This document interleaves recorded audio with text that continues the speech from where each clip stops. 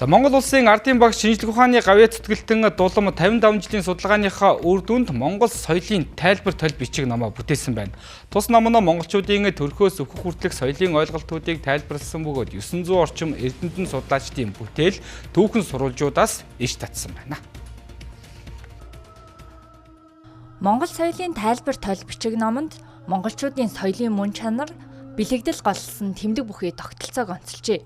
Мөн монгол хүний өдөр тутмын амьдралын зан үйл, зайлшгүй хэрэгцээтэй сэдвүүдийг тодорхойлон ирэмблэн гаргасан.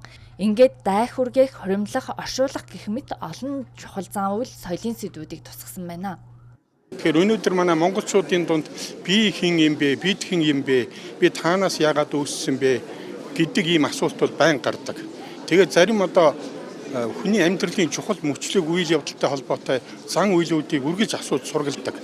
Тэгэхээр асуусан хүн болгонд ярихаар зэрэгс нас цаг хүрэлцэхгүй. Тэгэхээр нэг мөсөн нэг том тол бичиг гаргаад тэгээд тэрүүнийгээ тэр хүмүүс олж үзчихээвэл ашигтай тустай байдсан болов гэдэг энэ олон түвний нийт хэрэгцээнээс дээр нь өөрийнхөө 55 жилийн судалгааныхаа үр дүнг өнөөдөр би ингэж гаргаж тавьж байгаа юм. Ард түмэнд тайлгнаж байна гэсэн үг. Энэхүү бүтээлээр угсаатны зүй соёлын хүн судлалын шинжилгээний үндсэн дээр Монгол соёлын онолын концепцийг боловсруулжээ. Мөн соёлын 7 гол чанарыг тодорхойлсон соёл судлалын салбарт чухал хувь нэмэр оруулах бүтээл басан гэдгийг онцоллоо.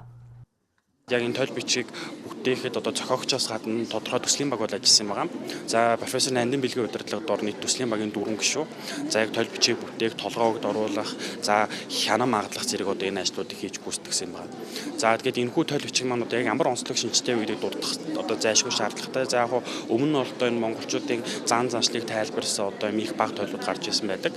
Гэхдээ яг энэ тойл маань бол өөрөө яг эрдэмтэн дулан багшийн маань дүүсгсэн домог бэлэгдэл зүй хараажаас нэгэн хүний төрхөөс хөх хүртэл энэ амьдралын мөчлөг болгон таарсан соёлын илэрхийлэл төр соёлын бүрдэл хэсгүүдийг энэ домог бэлэгдэлцийн яг тэр судалгааны арга дэг сургуулийнхаа үднэс тайлбарснаар онцлог байгаа.